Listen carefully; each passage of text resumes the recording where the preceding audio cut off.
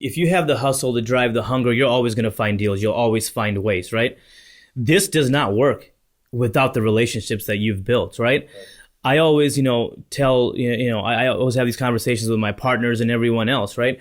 If you're not out doing meetings like this, or if you're not at an event, or if you're not at meetup groups and this and that, that's where deals are really made of. That's where they're made from, and that's where they come from. Right. The tactical stuff you will have already figured out. Right. You know what I mean? So it's very vital, and it's very important. Most of everything that I do today is because of conversations I had yesterday.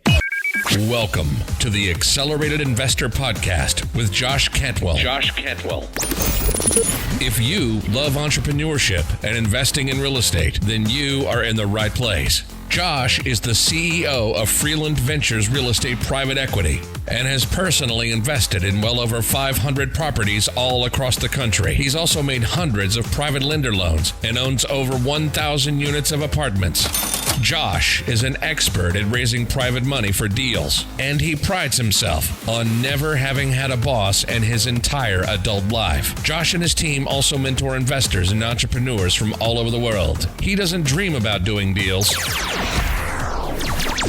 He actually does them, and so do his listeners and students. Now sit back, listen, learn, and accelerate your business, your life, and your investing with the Accelerated Investor Podcast.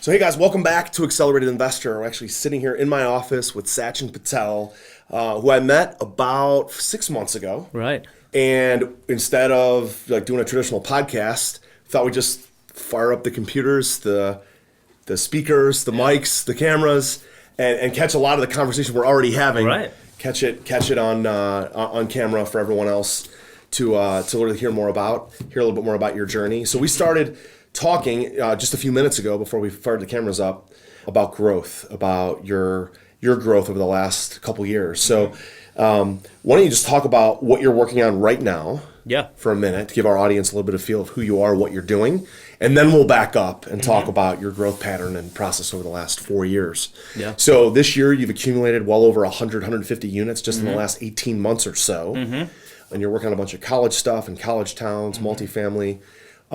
Let's talk about, as you sit here right now, as a multifamily investor, as a lender, what are you most excited about in your entrepreneurial path into next year, 2020? Yeah, no, that's a fantastic question, and it's just a passion every day, right? I wake up and it's just the same energy, right?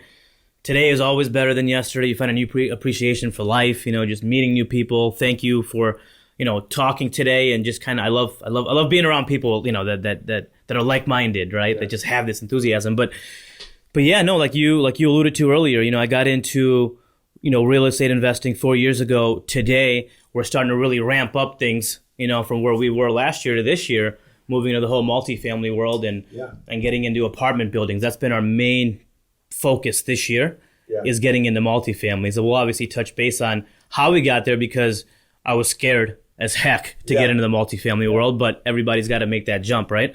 So we started doing that, as you mentioned, and we started getting into some college housing as well, right? I still am involved in buying singles and doubles and so forth, but now it's more so strategizing, in different ways, right? So we're doing college stuff. Next year, as we were talking about earlier, right? Next year I want to get into my first big deal, Big deal when I say that is your 100 units plus deal, right? For sure. So we're working through some performance right now to get right into something like that, and it's been great. It's just finding the way and just using, life is about a game of inches, right? You have to use the resources around you. So we're just utilizing every relationship we've built throughout the years and just getting us to that point. Yeah. Isn't it amazing, now that you're 4 years into your path, especially the last 18 months of growth, how much just a couple relationships and a couple networking opportunities can change your path. I mean, you and I just met at Matt's, meetup. Right. Matt asked me to speak and come talk, about 20, 25 people there. I meet Tyler, here we are 4, 5, 6 months later. We're talking about doing more deals together. We've, obviously funded a number of your deals, Tyler's deals, a lot of your friends' deals. But talk about that for a second. Again, we're talking about more future stuff. We'll go back in a minute, but talk for a second about how much of your business now is dependent on or a result of relationships that you've built versus just being tactical and go finding deals on your own. Right. Go finding deals on the MLS or LoopNet or off market, direct mail. Those are all tactics. Right. Versus relationships. And you'll always, you know what I mean? If you have the hustle to drive the hunger, you're always going to find deals. You'll always find ways, right? This does not work without the relationships that you've built, right? I always, tell, I always have these conversations with my partners and everyone else, right?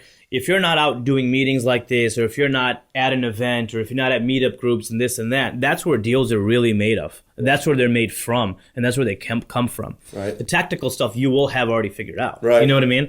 So it's very vital, and it's very important. Most of everything that I do today is because of conversations I had yesterday with people, Especially when you do the bigger and bigger deals. Yeah. Because the bigger deals don't happen where, give a perfect example, like we got involved and invested in a 164 unit apartment building out in Shaker Heights. That deal never hit the market. Right. And the reason why we got it is because of relationships we had with the broker. The reason why the relationship with the broker happened was because of other deals we did with that same broker. And the reason why the broker had the relationship was because of other deals he did with other sellers that led him to that seller who wanted to sell but never wanted the property on the market. Right. You were just telling me about this college portfolio. Never hit the market. Nope. You bought it through a friend, somebody that you knew through contacts. Yeah. And the bigger and bigger the deals get, the more it's dependent on relationships. So maybe help our audience, maybe the audience that's doing single families or residential, and think about it's all about direct mail, or it's all about the MLS, or it's all about making offers. It's all about the tactics. In your journey now and focusing mostly on multifamily and building your portfolio, doing bigger deals, talk about the evolution a little bit more, about tactics versus relationships, and how those relationships have helped you get access to more capital, more private money, more lending relationships, and more deal flow. Yeah, no. So once you have a deal going, right, I'm a firm believer in going into, okay, who was involved in that particular deal, right? You had a title company involved, right? You had some brokers involved. In my field, in the portfolio that we purchased from that the college portfolio, right? I met that guy through my exterminator, right? Okay. So you're always going to have people that you've done business with within the same deal that you've already done, right?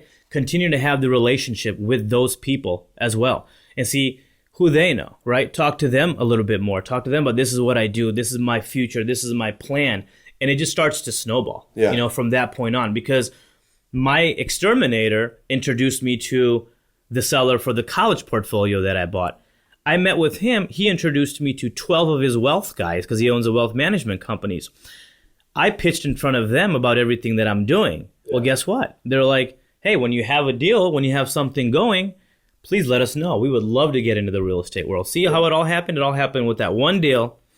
Found out exterminator, guy that you never thought would be a referral source. But you treat people with the utmost respect, right? You once you help everybody come along with you, you're going to grow a lot further, right? And I helped, this gentleman, help his business, and I gave him all my contracts. You can have all of my buildings because we had such a good working relationship, Right. And he's like, Satch, oh my God, you've been fantastic. I loved working with you, with your team. You got to meet this guy. Yeah, let's go meet this guy. Then he's like, I loved you. You're real. You're 100%. You keep it the way it is. You got to meet my team. Yeah. I met the team. Yeah. That's how. I just had a conversation this morning, right before we got started here. I was speaking at an event, capitalism.com, CapCon, huge event, 800 people there. Stephanie McMahon, right? The brand manager for WWE is there speaking, right? So I met a guy in the hallway who saw me speak on stage. He introduced me to a guy today I was just talking to. So one of my big passions going forward for next year is to make sure I'm a very present and engaged father. So I got introduced to a group called Front Row Dads through this guy, Justin, who I met through Ryan, who I knew 12 years ago. Right. So as we get older in our entrepreneurial journey, I think it's interesting that all of my significance, my significant relationships, my significant connectivity, my significant relationships with money, with capital, with deals, almost none of it's coming through a tactic. Right. It's all the growth is happening through providing value, relationships, engagement, staying in touch with people. Got a call today with an investor that was a very first investor in our fund. Right. 4.5 years ago. And the guy's got a couple $100,000 with us. But I wanted to get on the phone with him just to say, hi, what's going on? How are you doing? Like, what's your plans for next year? No purpose of raising more money. And I think it's those conversations that go the furthest, that allow you to raise more money or find more deals, right? So let's back up for a second, Sachin, and talk about your start in real estate, right? Yeah. So I know you've been a loan officer for a while. You've been in lending, residential, commercial, a lot of that kind of thing. And then you start and do your very first couple of real estate deals as an investor. Tell me about that. What was that like? Yeah. And that went for 2.5, 3 years until you made this big pivot into multifamily, and the growth is like hockey stick growth. So Yeah. talk about your starting point, because a lot of people want to know, like, how do you get involved? How do you get Right. going? And this is the best part, right? Because when we were starting, and I just remember, just getting into your first deal, and where you got today and how you got there, and anything that you do or in real estate or whatever, like you mentioned, I'm a father first, right? That is my main focus in my life is being a father and a husband to my wife. That is number one priority. Family has always been very, very important. In my forefront. Just watching, being an immigrant coming to this country when I was 3, watching my mom and dad, selfishly, right, just nonstop work day and night. While I lived with my aunt for the first 4 or 5 years of my life, then spending time with your parents when you can, you know what I mean? You saw a lot and how relentless their work ethic was, how selfishly, they put themselves, they left their friends, everybody else back in India, boats, yeah. And came here just to have a better life for me and my sisters, that's my why, right? You got to have a why. If you're doing this, you have to have a why. It's not something as simple as, well, I'm going to buy a house today, It doesn't work that way, because now you don't have anything attached behind it. You have to have that passion. You have to have the meaning, right? So that's my why, and then coming here, to the States, I went to college over at Cleveland State University, earned my finance degree there. Then I started working at Quicken Loans at the time. We worked, again, it rest is up to you, how much hustle you have, how much drive you have. We worked 9 a.m. to 9 p.m. every day for 4 years. What I did, though, I learned mortgages. Hustle, man. Hustle. I learned hustle. I learned, everything else can wait. People will say, well, you're 22. You should be out there doing this, that, and the other. No, I'm 22. This is my time that I build my life, right? Time to sprint. So, we went there and we really just hustled. We saved our money, commission checks were my partner today, Eric Scalise, and I, commission checks were earned, but we never spent them on cars and houses and boats or whatever. We're like, let's buy a house. See how it goes. He's like, yeah, you know what, man? I have to figure out another way, right? I read the book Millionaire Next Door. Love that book, yeah. In order to be a millionaire, right, you have to have 7 streams of income, right? So you start thinking about that stuff early. Okay, I'm working, I'm doing fantastic, but is my money growing? What am I doing with this? Yeah. So, we bought our first house while we still worked. No idea about a house, by the way. I didn't even know how to plunge a toilet, for God's sakes. You know what I mean? But we bought this house, we rented it out. We went in there and did our own renovation work, by the way. We can't afford to pay guys, but it was cool, rolling your sleeves up. Let's go, let's get dirty. We bought 1 house, 2 house, 3 house, 4 house. That year we ended up like 6 or 7. We're like, whoa. It's pretty cool. We know what we don't know what we're doing, but we have 7 houses. Yeah. We're looking at it. And now we're able to create balance sheets, which we've never learned before. So you learn a lot of things too. Creating these sheets. Okay, we're making X amount of dollars. How can we really scale? Because the income that we're making, we're only going to be able to buy a house or 2 at a time, Yeah. So then I took that into, we put together some investor sheets, some people that I just knew, fired off 1,000 emails and said, hey, here's what we've been doing the last 5 years. Here's how many houses we have. Here's how much vacancy we have. Here's how much rent roll we bring in. We would love for you guys to invest with us and in our company, which is SS Properties. Yeah. We got our first $1 million that year coming in, through friends. Yeah. A lot of my wife's family, by the way, so God bless my wife sure. and her family for really believing in was. My wife is literally the catapult of this whole thing. And that's how businesses typically start. She is the catapult. I kid you not. Yeah. I give her, I told her my ideas, some of them she'll be like, you're out of your mind. Yeah. But then she'll say, run with it. I got everything else. I got you, whatever you need. So I love you, Ebony. Thank you for everything, that you've helped me grow. When I'm stressed, she's there for us, but her family backed this, almost entirely. You know what I mean? Wow. My first, and think about that, right? It's not even my own, right? Yeah. How good, her side of the family said, we believe in you. We trust you, So this all came in. We ended up buying about 20 more houses that year. This is rewinding back about to 2015. Okay. Then we had 20 houses, and now we're up to, the 30. And then, we hold the money for 5 years so we can buy houses, and through a rent roll, we give them back the initial principal. Yeah. So, if they gave us $100,000, we give them 10% annualized in dividends, and then we give them back their $100,000 in 5 years. Yeah. After, and the way I'm getting the money is through rent roll. So you have to be on top of your game, right? Yeah. You have It's to good to make have cash sure- flow, though. Have to have so cash many people flow. that have made mistakes in this business is because they buy house.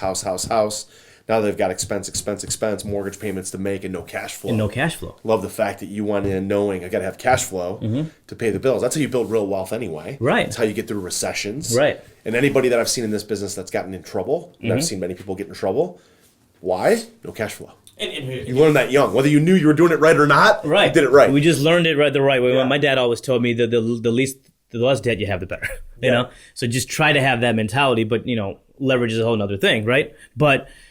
But yeah, so what we did was we didn't take a salary. We didn't take an income, We made sure that our investors always eat first, So because once they're paid back in these 5 years, well, guess where this money is coming? It's coming right and back. their friends are going to be involved. They're going to tell everybody they know. And what we talked about relationships earlier, right? Now I've just built a pool of 15 people that have their own sphere of influence by doing it the right way. You're always going to eat. Your doors are always going to be open if you do this thing the right way. Yeah, you bet. Just strategize it accordingly. But so then we had those those houses, and we kept doing that over the last 3 years. Okay, we've accumulated over 70 houses doing that. Okay, 70 doors, single families, singles, doubles, just quads, singles, doubles. Singles and doubles more so. You got to always make sure you're on top of your game on your business. So how much rent flow is coming in? You need to always be at an X percent of vacancy. So you have to work this thing, But that's what I learned, right? It's your KPI, right? Vacancy, collections. Yeah. How much are we bringing in? How much we bringing in? Because you need to make sure you're setting aside X amount of dollars to be able to pay your investors back in 5 years. This thing could all come crumbling down if you don't do it right, and if you're not ready to go to war for the next 5 years, right? Because our mindset was, we're going to war for the next 5 years. Yeah. So we're not buying $1 million house. No, we're barely eating. So people are always like, you got 70 houses. You should have a nicer car. You should have this or that.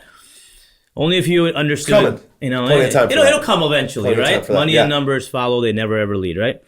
So we built it that way. Now we're going into our 5th year next year, where everybody will be able to pay everybody back, right? Those same investors that I build the relationship with, now they bring their money right back to me, and now I fund multifamily deals with the same investors, same money, right? Plus you can use leverage now with real banks, commercial banks, big banks that can fund 70-80% of your deal, and you only got to have that smaller piece from a private investor, right? Which allows you to buy bigger asset. Right. Instead of just using all private money to buy everything. That's fantastic. Exactly, right. So just use a private money right now. Before, we couldn't get a bank to look at us, right? But it's all about experience. It's all about what you've done, and your credibility is everything. Your reputation is everything in this business, right?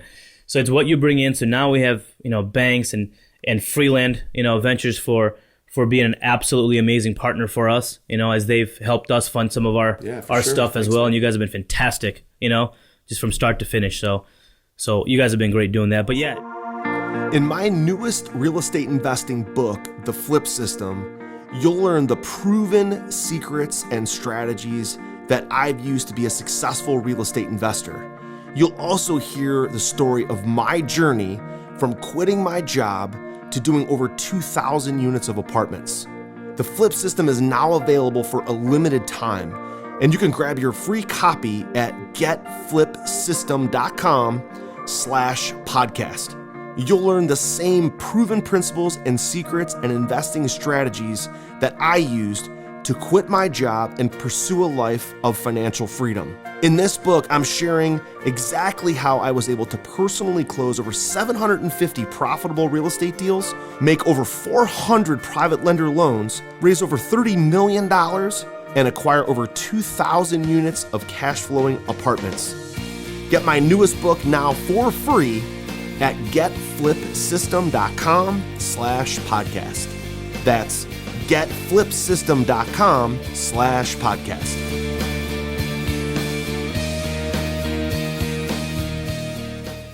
So the pivot, talk about the pivot, right? We talked about this before we started recording. That's why I wanted to throw the cameras up and start recording. Yeah. So, singles and doubles. Gets comfortable. You kind of know the business. You're like, that fits in the portfolio. It fits the model. I've got this box. It fits in the box. Buy it. We know what we're doing. But then all of a sudden you're like, well, I want to scale up and I want to do more deals. I want to do bigger deals. So what next? Meaning, like, what happens next is got to level up to multifamily. And this is something, if I had a regret of my investing path, was that I didn't keep every house that I ever flipped, and that I didn't get into multifamily much earlier. But you decide to jump in, but you're scared of shit, right? Because everyone's scared of shit. I was, and I still am. The bigger and bigger deals that we do, like, this is not comfortable. Right? So you're not comfortable looking at, let's say, like, your first 10 unit, your first 18 unit, but you do the first one. Tell me about it. Yeah. How did you get into it? What was it like? How scared were you? How much anxiety did you have? And then what actually, because that's what we build up. Right. None of that stuff is real. Right. It's all our own fear that we concoct in our own mind. There's this wall that we say, like, I don't know if we can do multifamily. I don't know if I'm ready for it. It's too much risk. I don't know if I know how to manage it. It's all just concocted because there's 1,000 people before us that have done it. Right. But then tell me about doing it, and then how did you feel afterwards when you did your first couple successful multifamily? Like, oh, it wasn't that freaking bad. Yeah. Hell yeah. So what was it? What's going on in your mind when you're thinking, like, okay, we've got these now, but I gotta, and it feels good to stay where I'm at doing the singles and doubles. But commercial's where it's at. I know I got to go there. You're never comfortable, really. You know what I mean? You're always going to be uneasy a little bit all the time, but you just have to, like you said, get into there and do it, right? Go back to what you did do, what you've done and what's worked for you. Savor those relationships that you've had. That's what we did, right? My whole point was we did the single family. Well, what did we gain from that single family? We gained the knowledge of how to get the tenant, have a couple of contractor groups lined up already, so we have that. If we need some work done, we can send it to them. Have some banks lined up, some money guys lined up, etc. So that part's already done, right? So my whole process and motto was, let me do it through the single family way first, cash flow first, and then go to the multifamily world. It's so funny. So, like, the first multifamily one that came about, it was a 18 unit building that I bought over in Gordon Square area here in Cleveland. And I saw it on Facebook. No, I'm sorry. That deal was brought to me by the same exterminator that bought me the college deals, okay? But I'm scared shitless at this point. Yeah. I don't know what I'm doing with this. I'm like, let me broker this out to somebody. I'll get a referral fee. Because I was scared. Yeah, wholesale it, assign it, something. So I wholesaled it to Brats.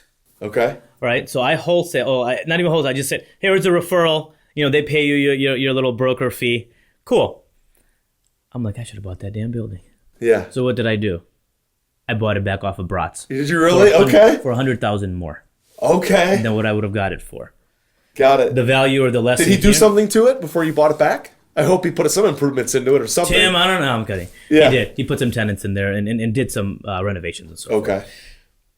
But the value here is I had no idea of jumping into that building. So the one, what I should have done was just bought it and jumped right into it. But it's okay. And my message here is, it's okay if you make that error there. Just go out and buy it anyway, and you will figure it out. Because I did figure it out. We bought it. Did we take a little bit of a loss up front? Sure, I did. It is what it is. But I learned a valuable lesson there. Just think things through and just kind of just jump into it if you need to. Lie. They don't lie, right? Bought it. And I bought that, renovated it, right? Still didn't know what we were doing. How much money we were putting into each and all that stuff. But we learned as we went. Didn't structure the deal properly up front, so I learned that based on this transaction as well. We had to come up out of our own money, out of our own pocket to do these renovations, my partner and I. But we certainly did it. We saw it to the finish line. We increased rent year over year by 40%. Wow, there you go. Cash flow helps. The cash flow and then the valuation on our refi to get our investor out of this, we gained $390 in equity in that 2-year time frame on that very same building. Even though you screwed it all up. Even though I screwed it all up. Nice. So it's still there. It just do your homework, just do your math right and just figure it out. Because we knew this could still work. Even though I'm paying you $100 more. Like, Tim, you owe me a free building, by the way. Yeah. But you can still do it and you can still make it work. So you're never really going to be comfortable, I think. You just have to go in and just do it and trust your process. Yeah. Make sure you lay out your your face process. off. Because I tell people all the time, pro formas don't equal profits. No, not at all. You got to have an operator that turns a pro forma into profit. Into Something profit. actually has to happen. The work has to get done. The LVP flooring has got to go in. The paint and carpet's got to get done. You got to advertise for tenants. That's actually got to happen. You can't just buy a building and then wait. No. But I see people do it all the time. Like people buy buildings and they're like, oh well, I'm still got to find contractors. Like, dude, you own this for 6 months. You're bleeding. Right. Like the world is going to kill you. It's going to crucify you if you don't do something with it, because cash flow is going to be going out the door. Right. So you got to jump in right. And that's like when you said I got contractors lined up from day one to jump in and get going, because the interest on $1 million building will pile up fast. You got it. More so than the cost of contractors, even if the contractors do it wrong. Right. At least you're making progress. So now your focus is now that you did that one, now you went on and bought 8, 9 other buildings? Oh, yeah. So then our focus after that, we knew what we were doing with the multifamily world, right? So we knew, how the transaction worked, what we needed to do for renovations. We know, okay, is there any value added here? Now we know how the refinances work on multifamily buildings and on the cap rates and what the banks look for, how much of a spread's there. We knew none of that stuff 2 months prior to me buying that building. 2 months later, I feel like I'm a savant to this stuff, just because you learn so much as you go, but you got to jump in and do it. Just do it. Cost per door, price per door, rent per unit, cash on cash return. And it becomes Once fun. you know it, it's fun, yeah. And it's fun. You got to make sure it's fun. If you have to wake up and be like, oh God, I got to run these cash flow numbers today. Well, you're in the wrong business. Yeah. You make it fun. You have to make sure you're having fun doing it, right? So now we figured that out. Now we went on to the next building that we bought. Same way. We went in. We knew what the value add was. We did the renovations, and this is the one that you guys helped us on over on Bosworth, right? So now we know what the back end numbers look like. Investors all good. This year we bought a bunch of them in Lakewood. But the first one was key. The first one is vital. Yeah. Very, very vital of just learning. You overcame the fear because you knew, I gave this deal to Tim, sweetheart deal. Shit, I should have done that.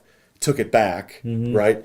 But like just doing it, overcoming that fear, it's what gave you the confidence? Was it the numbers? Did you think like, oh my God, I shouldn't have let this go? The numbers make sense. I've just got to get and take it back. Because for most people, it's like the risk, the fear, what could go wrong, all the negative self-talk, all the negative things of this won't cash flow. I don't know the numbers. The bank's going to kill me. I'm going to default on a loan. I'm not going to know how to renovate it. Or we're going to get any tenants. Like all that negative self-talk, we talk ourselves out of what our true goals are. If our goals is wealth through real estate, in this case, we've got to have enough positive self-talk to overcome the things that we're scared of, right? So your why, your wife, your kids, your parents, growing up as an immigrant and grinding it out, like that has to be more powerful, more meaningful than the negative self-talk, right? Yep. So what now going forward? So you're going to have that negative self-talk again. Now you're at 200 units going forward into next year. What does that growth look like? Are you looking at 400 units, 500, 1,000? Is there a number? What is the number? And what are some of the things you still mentally think you have to overcome to get there? Yeah. So first and foremost, like we talked about earlier, always have that why, right? That's going to help you cancel out some of those negatives. You're going to have a negative in anything you do in life. If you really want to look for them, you're going to find them. But what I was saying earlier, instead focus on what your why was to begin with, and then focus on those pros of what you could do to eliminate some of that. And then you'll start to talk to yourself in your head, like, okay, no, we're good. I know I got this. I've been doing it my whole life, and nothing has changed today. All we're doing is adding a couple of more zeros, or adding a couple of more buildings, or adding a couple of more units. That's all you're doing. Take away that stress from you, that negative, just having a negative mindset. One thought, right, can either send you to a euphoric state or just send you to a depressive state by one thought, right? And that one thought, you could say, well, I'm not experienced enough to buy this building. I'm going to walk away. Well, then when will you? You never will, right? Yeah. So it's just understand your why. And just kind of gravitate towards those positives, and then keep doing that. And then I promise you, of course, you have to make sure all your logistics are there, your numbers are there, and that all works. But once you have that figured out, gravitate to your why, gravitate to your pros, and just go right into it and do it. Because if had it not been for that kind of mindset that I, prepared for myself mentally, we would have probably still been doing single families, 2 or 3 houses a year, right? Yeah, right. Which is totally fine if that's where you want your growth to be, right? My growth to be is I want to be eventually at 1,000 units, I want to get to that point. And once we get to that point, we'll see where we're going. Yeah. I like the slow growth. I really do, because I know that I can back it all up with what I have, Yeah. And like you said, performers aren't going to deliver you results. They're just. Well, you also said, getting ready for this, you guys have over 90% occupancy. Yeah.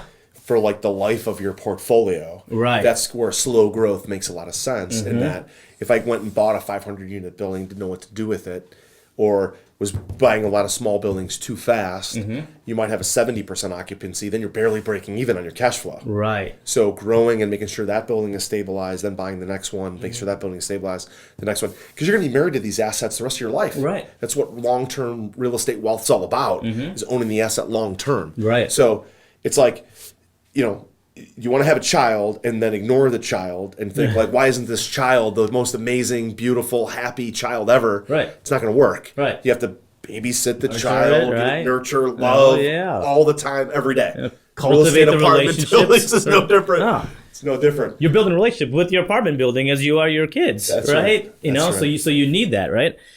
So you go into that, you just have that mindset. I got this. I have everything figured out of what I want. Of course, you're going to make mistakes throughout throughout your time. You're always going to make mistakes, but the best thing is the overcoming them, right? And just taking a step back and understanding.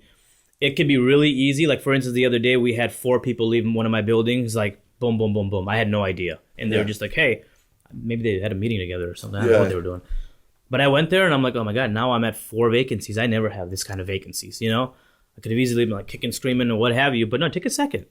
You've got to this point because you've rationalized and you thought things through. Yeah. Think it through on how to get past it. You know what I mean?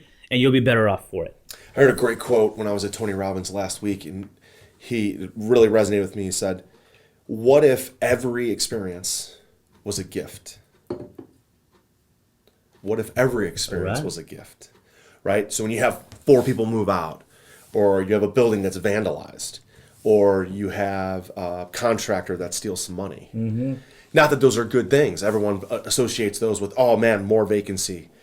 Contractor steals money. It's all negative. But if you think, okay, if I look at that as a gift and say, well, what did I learn from it? What can I improve next time? And the fact that this contractor stole money, maybe he needed the more money a lot more than I did. And certainly you're going to cover your ass and cover your assets as much as you can. But you can't.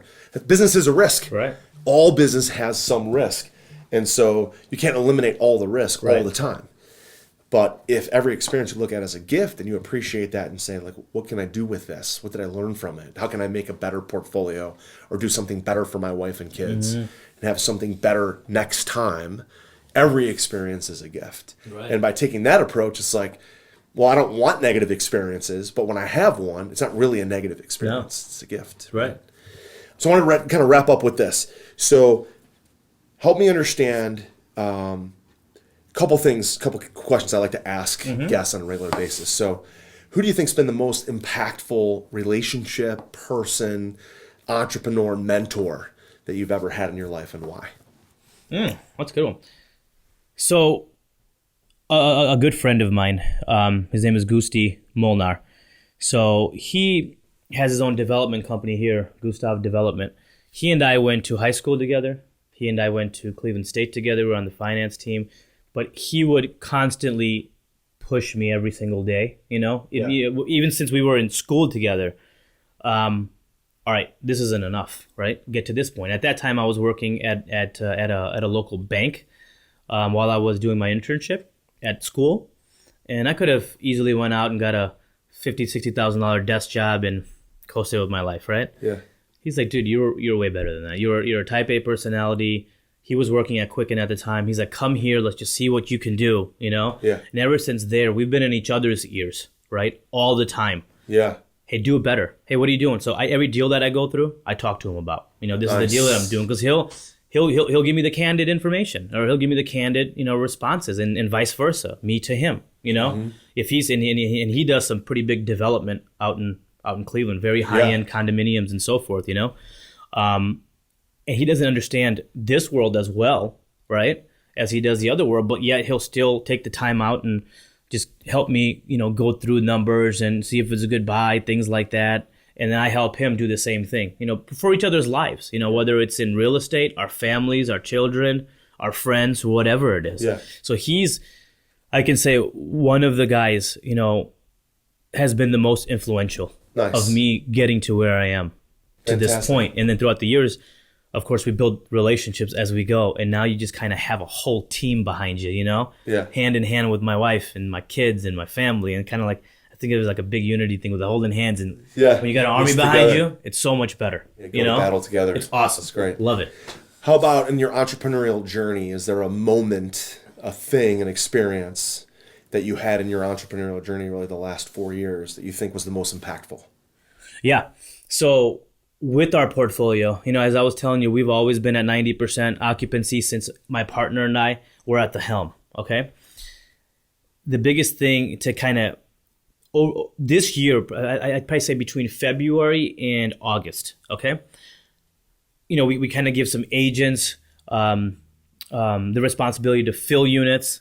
When me and Eric and I were doing that in the beginning, we gave this person the task to do this, that person the task to do this, right? We kind of got hands off a little bit on our business. Okay. And we saw our numbers just start trickling. Yeah. We didn't take a look at our books as we normally would, right? And we're like, oh my God, in August, we're like, Eric, year over year, this is horrible. We're at 90, we're going to be like 65 if we don't get this thing turned around. What are we doing? I lost 4 months right there of rent roll because, agents will be like, oh yeah, we have showing set up, don't worry. But then it sits there, it's coming. And then they're sitting there for 6 months. We took over our business back again, full force, and say, all right, now we got to be more hands-on with our process, what got us here. Yeah. So don't ever forget what got you there. Just because you think you have enough, you don't. Yeah. You need to always be hands-on. You need to always fill in your own tenants if you can. You need to always be able to, evaluate your own deals. Not just we've sent some contractors out to look at houses before we bought them, giving them full trust. Dilapidated roofs, plumbing's all messed up. You know what I mean? Yeah. We wouldn't have bought the house, but now we bought it, and I think we did a disservice to our investors. I think we did a disservice to everybody around us, our partners, by not being involved. So that's the biggest thing I think in business that we've learned, and we learned it early, thank God, right? That we didn't let this go on too long. But that's the biggest thing I think. That's great. Last question. Is there entrepreneurial book, seminar, experience, something that you rely on regularly, something, a book that's had a lot of impact, a podcast that's had a lot of impact, seminar that you've been to that's had a lot of impact that you'd like to pass along to people who might listen to us today? Yeah, no, the good reading material, and I think I snapped this when I was on the plane. Your book that you that I got from the first meeting that we were at, the Flip System book, right? We were reading. I was reading that. That helps a lot. I do a lot of reading, from that aspect, from books, some self-help, some guys that have, done it before me that do it way bigger, Tim Brotz's seminars, I went down to his seminars and his masterminds down in Orlando. For those of you that are getting into this thing, he's very helpful, very knowledgeable, and he's built a really nice portfolio for himself. So always just, get out there and every day you have to learn something new. If you're coming into the next day with the same thing you learned yesterday, you're not growing, you're dying. Yeah. So figure something else out for that day that you didn't learn yesterday. Yeah. Are you ready to automate and explode your real estate investing? We're searching for extremely motivated individuals who are sick and tired of wasting time and want to finally see real results from their real estate investing business. We're searching for investors looking to get to the next level and become a bigger, better version of themselves while being a more successful real estate investing entrepreneur. Apply for mentoring and coaching at joshcantwellcoaching.com/podcast. That's joshcantwellcoaching.com/podcast. I think it's interesting that people will go and grind at work for 40, 50, 60, 80 hours a week and not carve out a single hour to learn something new. Right. Like that is part of the work day. Like I just make it part of the day or part of the week to carve out an hour or 2 hours. I listen to podcasts. I listen to my favorite like radio program, which is not a music at all. It's right. So those kind of things that, and I can't possibly digest it all, incorporate it all. So I think part of the reason for my success has been finding one thing and doing a deep dive in it, like totally immersing myself into, if it's a multifamily podcast, listen to every podcast by that author all the way through, get everything I can out of it, right?